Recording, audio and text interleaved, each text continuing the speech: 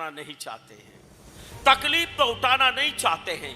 संसार की तकलीफें उठा लेंगे, कर्जे में जी लेंगे, गरीबी में जी लेंगे, बीमारियों में, समस्याओं में जी लेंगे, लेकिन प्रभु के लिए जिएंगे ऐसा फैसला तो करना नहीं चाहते हैं। लेकिन यह फैसला ही आपके जीवन को आशीषित करेगा, यह फैसला ही आपकी आशीषों को पक्का करेगा। आमीन।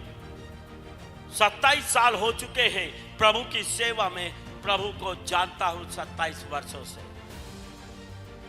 ऐसा नहीं हुआ कि जो बातें, जो वायदे, जो भविष्यवाणियां मेरे जीवन में हुई वो पूरी ना हुई हो, वो सारी बातें मेरे जीवन में पूरी है। आमीन।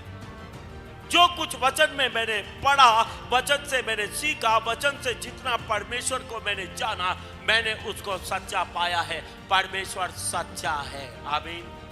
और उसने मसीह में हमें आशीषें देने के लिए बुलाया है। आमीन। आमीन।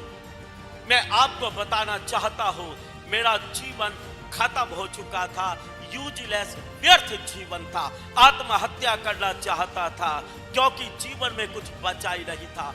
लेकिन परमेश्वर का धन्यवाद हो, मैंने इस अवस्था में यीशु को जाना और मैंने फैसला किया मैं यीशु के लिए जीऊंगा, मैं यीशु के लिए मरूंगा, मैं हर हालत में अपने प्रभु के साथ विश्वास योग्यता से चलूंगा।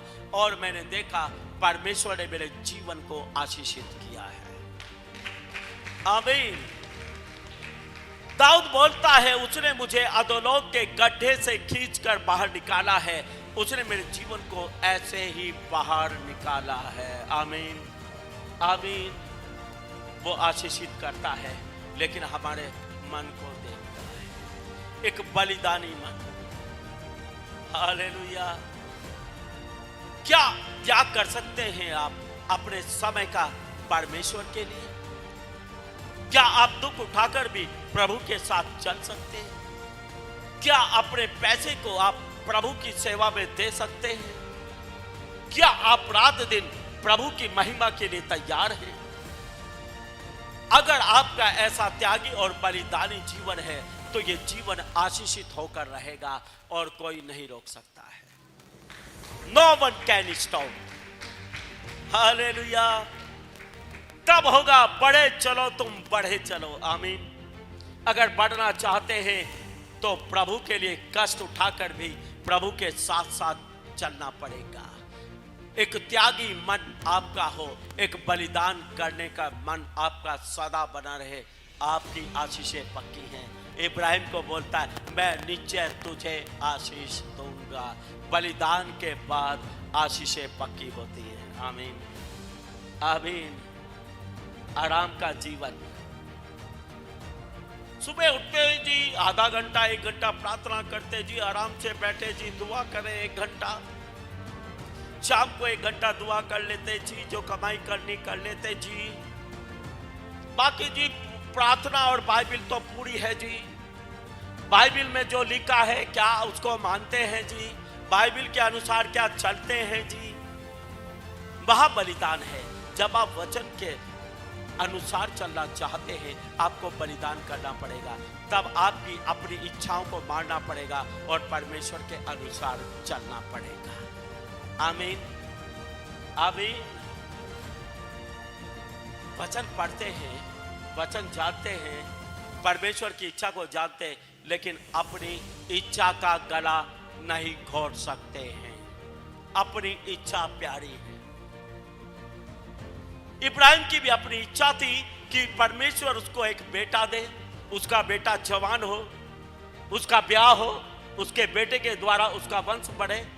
इब्राहिम की अपनी इच्छा थी, लेकिन परमेश्वर की इच्छा तो यह थी कि इसहाक का बलिदान किया जाए। इब्राहिम अपनी इच्छा का गला घोटकर परमेश्वर की इच्छा को पूरा करना चाहता है। आमीन। आमीन। नई नई शादी हुई जी, चूड़ा तो पहनना ही है जी, बड़ा अच्छा लगता है हथेलियों कलाइयों में जी। पादरी साहब ने मना किया, वचन मना करता, पर जी अपनी इच्छा है, सुंदर लगना चाहती हूं, चूड़ा तो होना चाहिए जी। चूड़ा तो पहनेंगे जी, पहनो जी। छोटी सी इच्छा है, चूड़ा अगर ना पहने पूछ जाने वाला नहीं है। थोपड़ा वैसा ही है, चूड़ा पहनने से थोपड़ा और ज्यादा सुंदर नहीं होता। पर इच्छा है जी, अपनी इच्छा का गला नहीं घोट सकते जी, बलिदान नहीं कर सकते जी।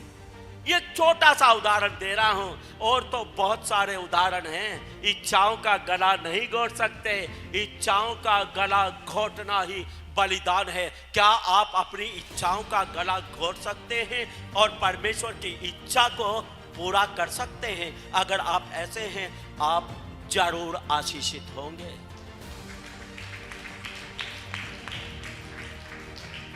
आमीन। अधिक जानकारी के लिए हमारे दिए गए प्रेयर हेल्पलाइन नंबर पर आप 2400 घंटे कॉल कर सकते हैं।